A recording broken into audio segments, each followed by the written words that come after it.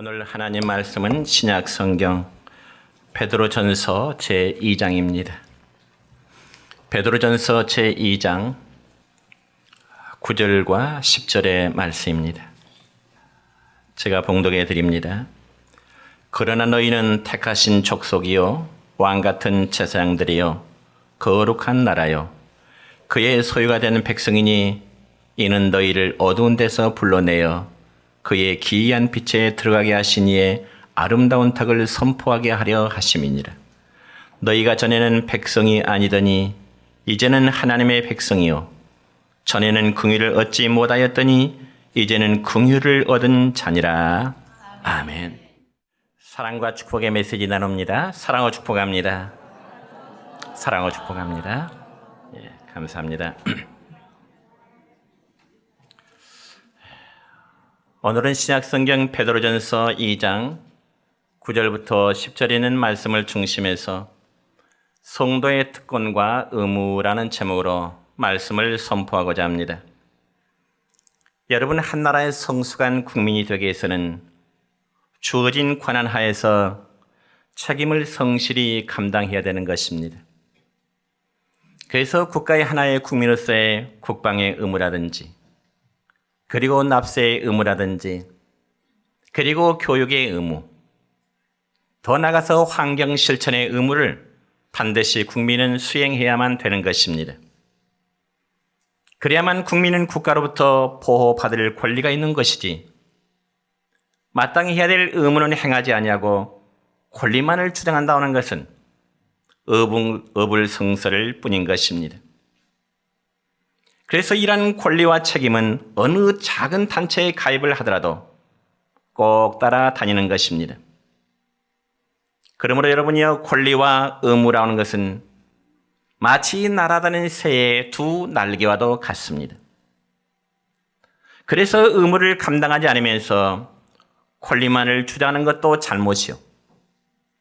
또한 권리는 주지 않으면서 의무만을 강요하는 것 역시 잘못된 일입니다. 그러므로 사람은 어느 누구를 막론하고 마땅히 주어진 의무를 감당하고 난 다음에 권리를 찾을 때 인정을 받을 수가 있는 것입니다. 그런데 그러한 경우는 여러분, 우리가 신앙생활을 함에 있어서도 다를 바가 없습니다.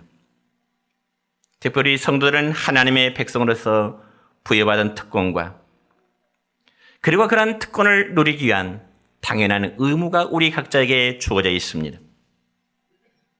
여러분, 교회 안에는 다양한 직분들이 있는데 직분자라고 하면 당연히 의무를 수행해야 되는데 따라야만 그에 따른 권리도 누릴 수 있는 것입니다.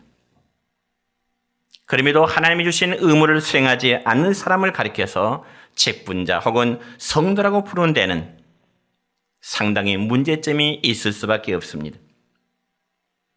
뿐만 아니라 의무 수행을 하지 않으면서 또 다른 직분을 기대하는 건 역시 매우 잘못된 생각입니다.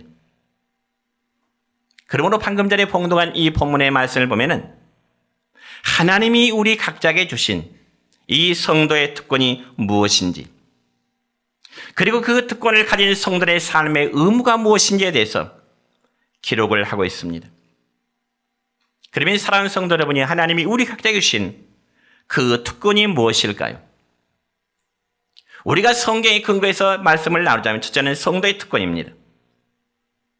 오늘 본문 9절의 말씀을 보면 이렇게 기록됩니다. 시작. 너희는 택하신 족속이요 왕같은 제사장들이요 거룩한 나라요 그의 소유된 백성이니 이는 너희를 어두운 데서 불러내어 그의 비이한 빛에 들어가게 하시니에 아름다운 덕을 선포하게 하려 하심이라. 아멘. 뿐만 아니라 구약성경 출애굽기 19장 5절로 6절까지 말씀 보면 또 이렇습니다. 시작. 세계가 다 내게 속하였나니 너희가 내 말을 잘 듣고 내 언약을 지키면 너희는 모든 민족 중에서 내 소유가 되겠고 너희가 내게 대하여 제사장 나라가 되어 거룩한 백성이 되리라. 아멘. 그럼 우리는 이 두 절의 말씀 속에서 성도들이 누릴 수 있는 이 네 가지의 특권에는 특권에 대한 말씀을 드리고자 하는데, 첫째는 성도들은 하나님의 택하신 족속이라고 말씀하고 있습니다. 물론 이 말씀은 구약성경 이사야 43장 20절의 말씀을 인용한 말씀입니다. 그것은 바로 이스라엘 백성들의 특권을 믿음으로 구원받은 성도들에게 옮기고 있다는 거죠. 여러분, 여기 택하신 족속이라 말할 때 이는 육적인 혈통을 의미하지 않고요, 하나님께서 택하신 바 모퉁이 돌으신 예수 그리스도에 세워진 공동체, 교회 공동체 안에 모든 성도들을 하나의 족속으로 지금 불리고 있는 것입니다. 그러므로 저와 여러분, 우리 모두가 누릴 수 있는 가장 첫 번째 특권은 우리가 하나님의 택하심을 받은 거룩한 족속이라는 점입니다. 물론 여기 하나님의 택하심을 받았다는 말은 우리 모두가 하나님의 선택함을 받았다는 의미입니다. 그러면 과연 저와 여러분이 하나님의 택하심을 받았다고 하는 그 근거가 과연 무엇일까요? 저와 여러분이 다른 사람들보다 더 선하고 더 착하게 살았기 때문일까요? 아니면 우리가 믿지 않는 사람들보다 양심적으로 더 깨끗하게 살았기 때문일까요? 결코 아닌 것입니다. 여러분, 이 점에 대해서 바울 사도는 에베소 교회에 편지하기를 에베소서 1장 4절로 5절까지의 말씀을 보면 이런 말씀이 있습니다. 시작. 창세전에 그리스도 안에서 우리를 택하사 우리로 사랑 안에서 그 앞에 거룩하고 흠이 없게 하시려고 그 기쁘신 뜻대로 우리를 예정하사 예수 그리스도로 말미암아 자기의 아들들이 되게 하셨으니 아멘. 그럼 우리 각자가 하나님의 선택함을 받게 되는 것은 그저 하나님의 기쁘신 뜻에 의해서 하나님의 선택과 하나님의 부르심 받게 됨을 믿으시기를 축원합니다. 그리고 우리가 하나님의 선택함을 받게 되므로 이제는 우리 모두가 하나님 나라의 거룩한 시민권을 우리는 얻게 된 것입니다. 여러분, 어느 나라 국민이든 자기가 태어난 나라에서 시민권을 갖게 된다는 것은 너무나 당연하고 자연스러운 일입니다. 그렇지만 내가 태어난 나라가 아닌 다른 나라의 시민권을 얻는 것은 결코 쉬운 일이 아닌 것입니다. 여러분, 우리나라에 와 있는 외국인들 중에도 우리나라의 시민권을 얻지 못하고 불법으로 체류하면서 숨어 사는 사람들이 참 많습니다. 그러니 내 나라가 아닌 다른 나라의 시민권을 얻는 것은 그만큼 어려울 수밖에 없죠. 여러분, 이런 이야기가 있습니다. 미국이라는 나라는요, 1861년부터 1865년까지 무려 4년 동안 남북 전쟁이 있었습니다. 과거 우리나라와 북한의 전쟁이 3년 반 동안 있었던 전쟁처럼 미국이라는 나라도 남북 전쟁이 무려 4년 동안 있었습니다. 물론 그 이유는 미국 사회에 노예 제도를 인정하느냐, 인정하지 말아야 되느냐는 그런 이유 때문이었습니다. 그런데 여러분, 남북 전쟁이 한창일 때 한 농부가 들에 일하면서요, 윗도리는 북쪽 군인의 군복을 입고요, 바지는 남쪽 군인의 군복 바지를 입었습니다. 왜 그랬을까요? 이 전쟁의 상황에 따라서 이기는 편으로 얼른 옷을 갈아입으면 안전하리라고 하는 그런 생각 때문이었습니다. 그렇지만 그는 그 지역에서 남쪽 군인과 그리고 북쪽 군인의 전투가 치열하게 벌어질 때 그는 가운데서 양쪽 군인들의 사격을 받아서 죽게 되었습니다. 왜냐하면 그는 소속이 분명하지 않았기 때문에 그렇습니다. 그렇다면 오늘날 여러분은 신앙에 분명한 소속이 있으신가요? 물론 여러분의 교적은 우리 내정교회 성도라고 하는 교적부에 다 올라 있습니다. 그러나 여러분이요, 여기서 만족해서는 안 됩니다. 왜냐하면 우리가 신약성경 빌립보서 3장 20절의 말씀을 보면 이런 말씀이 기록되어 있기 때문에 그렇습니다. 시작. 우리의 시민권은 하늘에 있는지라 거기로부터 구원하는 자 곧 주 예수 그리스도를 기다리노니 아멘. 사랑하는 성도 여러분이요, 여러분의 영적 시민권은 어디 있습니까? 여러분의 시민권 어디 있습니까? 여러분은 육적으로는 나주 시민이지만 영적으로는 하나님 거룩한 나라의 시민임을 믿으시길 바랍니다. 그러니까 바울은 자랑스러운 자신이 로마의 시민권을 가지고 있었지만 그의 진짜 시민권은 하늘에 있음을 굉장히 자랑스럽게 여겼습니다. 여러분도 이런 마음 가지시길 축원합니다. 그런데 바울 사도가 이 본문의 말씀을 쓸 당시에는 로마의 시민권을 얻는 것이 마치 하늘의 별을 따는 것과 마찬가지였습니다. 왜냐하면 당시에는 많은 돈을 들여야 로마의 시민권을 얻을 수가 있기 때문에 그렇습니다.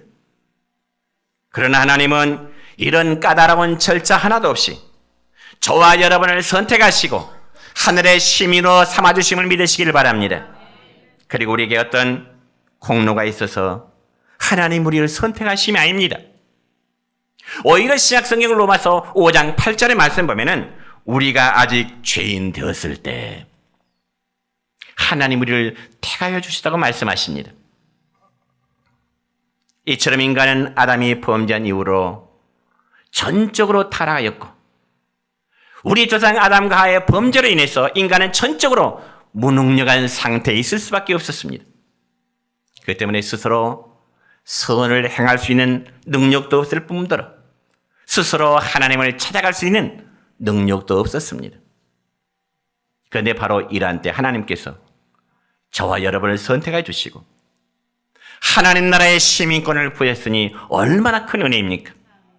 이는 우리가 하나님 앞에 누릴 수 있는 커다란 특권인 것입니다. 그 두 번째는 우리를 왕같은 제사장이라고 말씀합니다. 왕같은 제사장의 특권. 여러분, 우리가 성경에 보면은 왕이요 제사장의 모델은 신약성경 히브리서 7장 1절의 말씀을 보면은 살렘 왕 멜기세덱이라고 기록되어 있습니다. 왜냐하면 그는 아브라함을 축복함으로써 영원한 왕이시고 또한 영원한 제사장이신 예수 그리스도의 그림자, 예수 그리스도의 모형이 되기 때문에 그렇습니다. 그런데 그러한 특권이 오늘 우리들에게 부여되었습니다.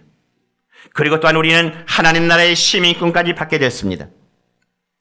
그러나 우리가 하늘나라의 시민권을 얻었다고 해서 이제 모든 것이 다 해결된 것이 결코 아닙니다. 우리를 택하신 하나님께서는 우리로 하여금 왕같은 제사장의 위치에 우리를 올려놓으셨습니다. 여러분, 특별히 구약시대의 제사장은 하나님과 사람들 간의 중간에 서서 일을 하는 사람들이 제사장이었습니다. 어쩌면 거룩하신 하나님과 죄인된 인간 간의 관계 속에서 연결시켜주는 중간의 매개체 역할을 했다, 그 말입니다. 그래서 그들은 하나님과 가까이 하는 자들로서 죄인된 자들을 위해서 하나님께 인도하고 또 재물을 하나님께 들어주는 그 역할을 제사장들이 감당했습니다. 그러니까 여러분, 이 제사장이라는 단어의 뜻이, 원래의 뜻은 다리를 놓아주는 사람, 그런 뜻입니다. 오늘 아침 새벽에도 말씀드렸습니다마는 제사장은 하나의 중보자의 중보자, 이 편과 이 편을 연결시켜주는 자. 예수 그리스도가 우리의 중보자라면 하나님과 죄인된 우리를 연결시켜주는, 다리를 놔주는 그 역할을 주님이 하신 줄로 믿으시기 바랍니다. 무엇을 통해서요? 바로 십자가의 죽음을 통해서입니다. 그러니까 하나님께서는 구속받은 그의 백성들이 믿지 않는 사람들과 하나님 사이에서 다리 역할을 하도록 한 특권을 우리 모두에게 주신 것입니다. 그런데 이 제사가 바로 왕적 제사다, 그 말입니다. 왕적인 제사.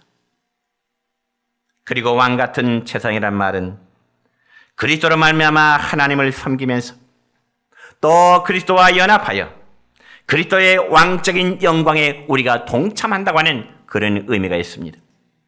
그러니까 한마디로 아무 때든지 우리는 하나님을 만날 수 있는 것입니다.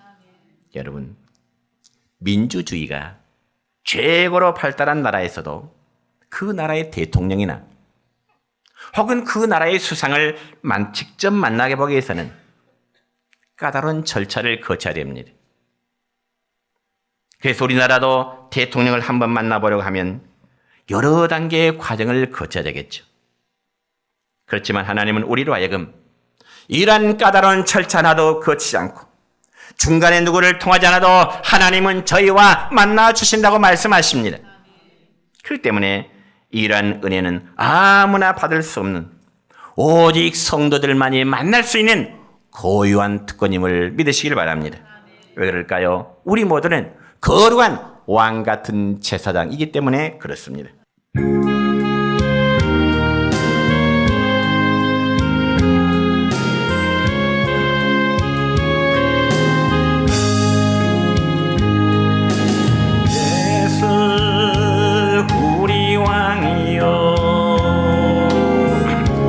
이곳에 오셔서 우리가 왕께 드리는 영광을 받아 주소서. 우리는 주님의 백성, 주님은 우리 왕이라. 왕이신 예수님 오셔서 좌정하사 다스리소서. 예수 우리 주시여 이곳에 오셔서 우리가 주께 드리는 찬양을 받아 주소서. 우리는 주님의 종들, 주님은 우리 주시라. 주 대신 예수님 오셔서 이 찬양을 받아 주소서.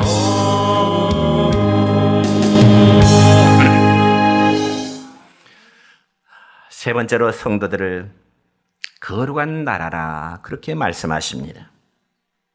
여러분, 하나님은 그의 택하신 백성들을 거룩한 나라의 공동체로 삼아 주셨습니다. 여기서 거룩하다는 말은 원래 이스라엘 백성들에게 주어진 이름입니다. 그래서 이스라엘은 하나님을 섬기기 위해서 거룩하게 구별된 백성들이었지만은 그들의 뇌적인 불결함 때문에 하나님이 주신 거룩함을 상실하고야 말았던 것입니다. 그렇지만 이제는 예수 그리스도의 피로 인해서 죄 씻음을 받은 모든 그리스도인들이 다 하나님 나라의 거룩한 나라의 백성임을 믿으시길 바랍니다. 그리고 또한 우리가 거룩한 나라가 되었다고 하는 것은 이제는 마귀에 속한 이제 백성들이 아니라 그들의 권세와 통치로부터 우리는 구별되었다고 하는 그런 의미인 것입니다. 사실 지금 우리가 살고 있는 이 사회는요, 온통 사탄의 지배하에 있습니다. 그러므로 신약성경 에베소 2장의 말씀을 보면 지금 이 시대는 공중의 권세 잡은 자가 통치하고 있는 시대라고 말씀하고 있습니다. 왜냐하면 예수님이 세상 끝날 재림하셔서 마지막 심판을 하시기까지 공중의 권세를 마귀에게 맡기셨기 때문입니다. 그렇기 때문에 여러분, 세상 마지막 종말의 때가 다가오면 다가올수록 사탄의 세력은 더욱더 극심하게 하나님의 교회와 성도들을 유혹하고자 하는 것입니다.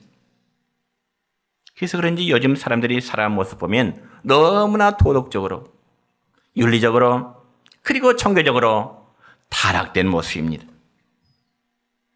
그리고 나라의 근간을 이루어가야 할 어린아이들이나 청소년들이 사탄을 경배하는 그 문화 속에 물들어가고 있습니다. 그래서 온갖 폭력, 그리고 절도, 사치, 향락에 물들어가고 있습니다. 뿐만 아니라 학원가를 중심으로 이루어지고 있는 청소년들의 범죄는 날이 갈수록 극성을 부리고 있습니다.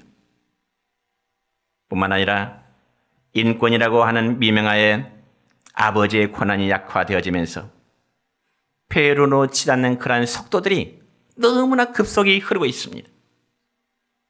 어디 그뿐일까요? 소수자의 인권 권리라는 미명하에 동성애를 주장하면서 하나님의 창조 질서를 파괴하고자 하는 그런 악한 시대가 되었다 그 말입니다. 여러분 생각해 보세요. 사랑하는 아들, 딸을 결혼시키려는데 어느 날 아들이 어떤 남자를 데려가서 하는 말이 아버지, 어머니, 며느리를 데리고 왔어요 한다면, 사랑하는 딸이 어느 날 어떤 낯선 여자를 데려가서 엄마, 아빠, 우리 집의 엄마, 아빠의 사이에 한다면 얼마나 충격적인 일인가요? 기절초풍할 일이죠. 이것이 미래에 이루어질 일이 아니라 지금 이 시대에 이루어지고 있는 현상입니다. 그렇지만 하나님께서는 이러한 것에서 저와 우리 모두를 구분하셔서 거룩한 나라의 백성들로 삼아주신 것입니다. 그래서 우리가 비록 죄악에 만연한 가운데 살지만은 결코 우리는 영원히 몰락하지 않을 것입니다.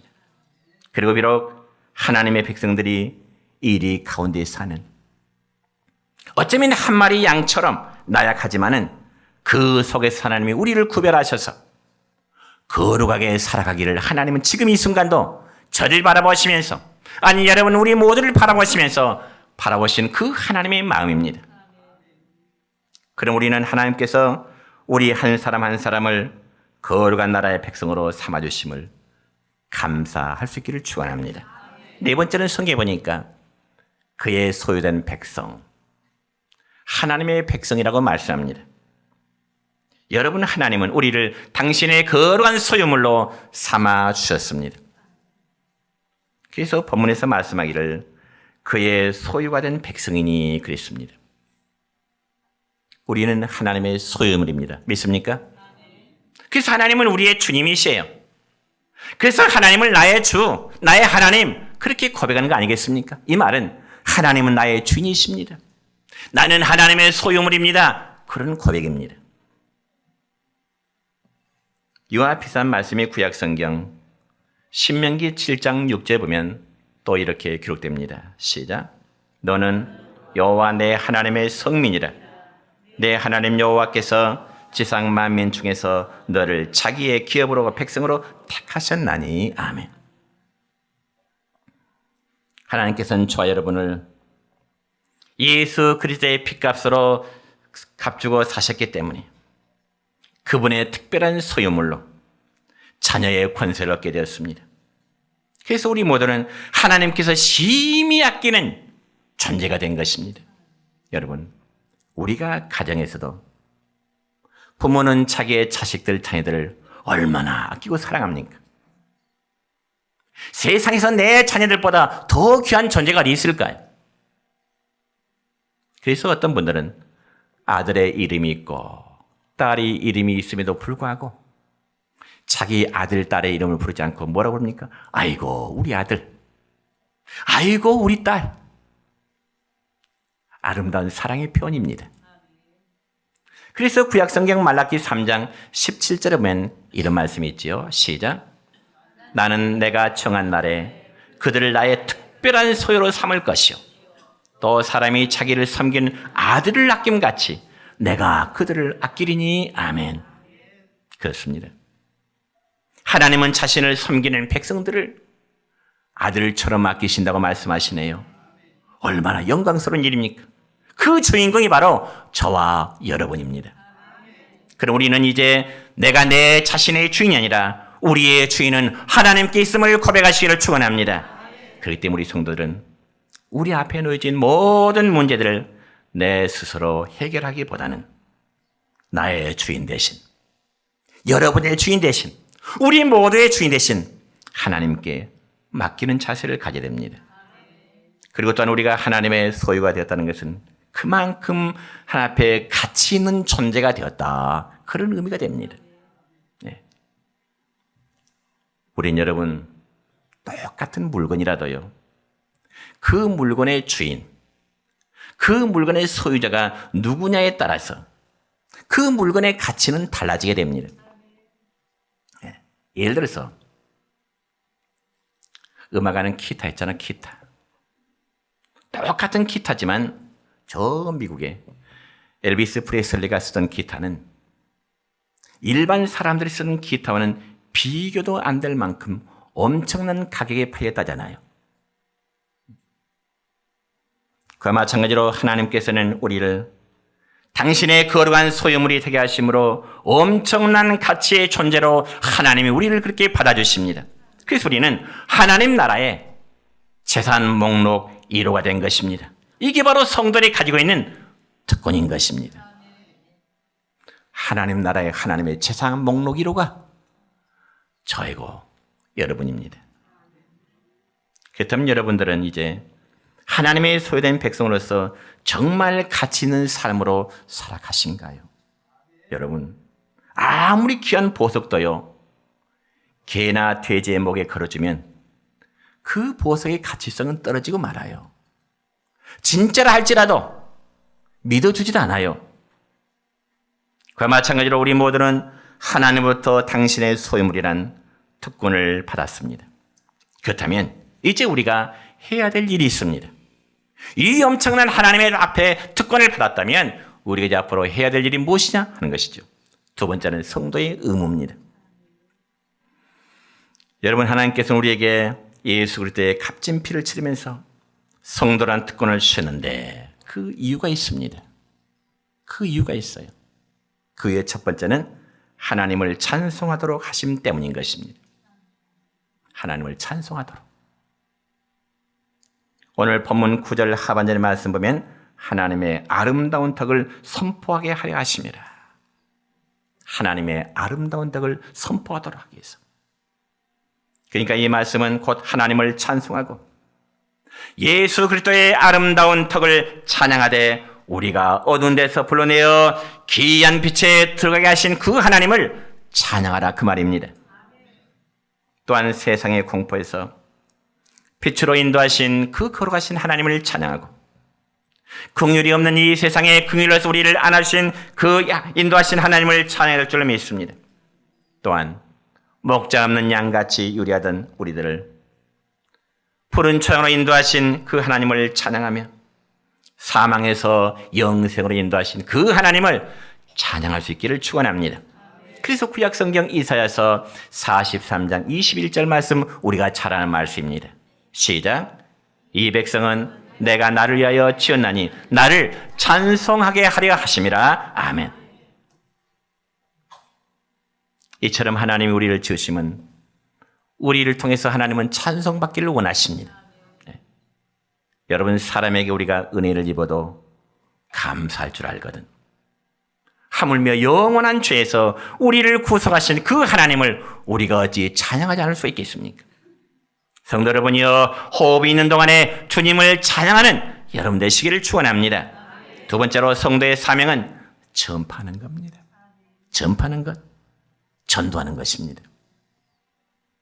하나님 우리를 일찍이 선택하신 이유는 우리들로 하여금 세상에 믿지 않는 불신자들에게 예수님을 전하고 그들이 하나님께 나오도록 하기 위해서 하나님이 우리를 선택하셨다, 그 말입니다. 그러므로 하나님이 우리를 구원하신 것은 1차적으로 우리 각자를 복 주시기 위한 목적이 있지만은 궁극적으로는 하나님 우리를 선택하심은 세상에 복음을 전파하도록 하시기 위함이 하나님이 저와 여러분을 선택하신 목적인 것입니다. 그러므로 예수님 말씀하십니다. 뭐라고요? 너희는 세상의 빛이라고 말씀하십니다. 뿐만 아니라 바울서신에 보니까 바울서도는 말합니다. 너는 말씀을 전파하라. 때를 얻든지 못 얻든지 항상 힘쓰라고 말씀하십니다. 왜냐하면 이것이 바로 교회의 존재의 목적이기 때문에 그렇습니다. 그렇기 때문에 성도된 우리들은 세상 속의 불신자들과 함께 어울려 살면서도 항상 거룩함을 잃지 않아야 됩니다. 그러면서 그들에게 예수님을 전해될 목적이, 사명이 주어져 있는 것입니다. 여러분, 우리가 신앙생활 하면서 하나님 앞에 물질을 드리고요, 시간을 드리고요, 봉사하는 것 참 중요합니다. 그러나 그러한 일들은 너무나 당연한 일이라 소극적이라 할 수 있겠습니다. 그렇지만 그보다 더 적극적인 것은 바로 하나님을 전파하는 것입니다. 전도하는 것입니다. 왜냐하면 하나님을 전파하는 것은 예수님께서 명령하신 것 중에 가장 중요한 것이기 때문에 그렇습니다. 특별히 주님은 이 명령을 십자가의 죽음을 앞두고 말씀을 하셨고, 주님이 다시금 부활하셔서 승천하시기 전에도 만민에게 복음을 전하고는 이 사명을 우리 각자에게 남기신 것입니다. 그래서 복음 전파의 사명은 지상 최대 명령이요, 인간이 해야 될 최고의 가치성이 있는 일이 되는 것입니다. 그러면 누가 어떻게 이런 일을 감당할 수 있을까요? 남이 아니라 바로 우리 자신들입니다. 그러나 이러한 일은 성령을 받지 않고서는 아무도 할 수가 없습니다. 왜냐하면 성령이 충만해야만 하나님의 은혜를 찬양할 수 있고, 성령의 은혜가 충만해야 또한 복음을 전파할 수 있기 때문에 그렇습니다.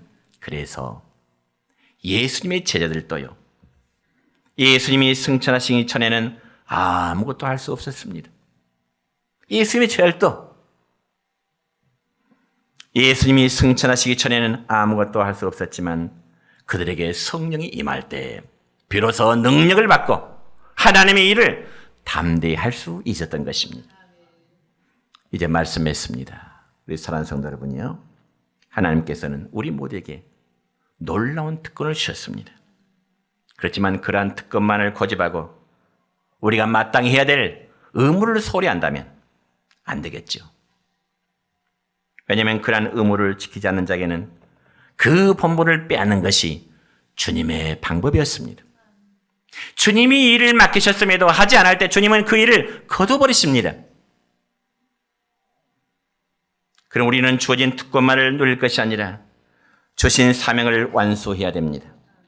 물론 우리는 연약하여 다 할 수 없을 때 오직 성령의 능력으로 할 수 있으니 말세의 성령의 충만을 받아서 택함을 받은 백성으로서의 사역, 그리고 왕같은 제사장으로서의 사역, 거룩한 나라의 백성으로서의 사역, 그의 소유된 백성으로서의 주님을 찬양하고 그 주님을 증거하는 우리 성도 여러분 되시기를 주님의 이름으로 축원합니다.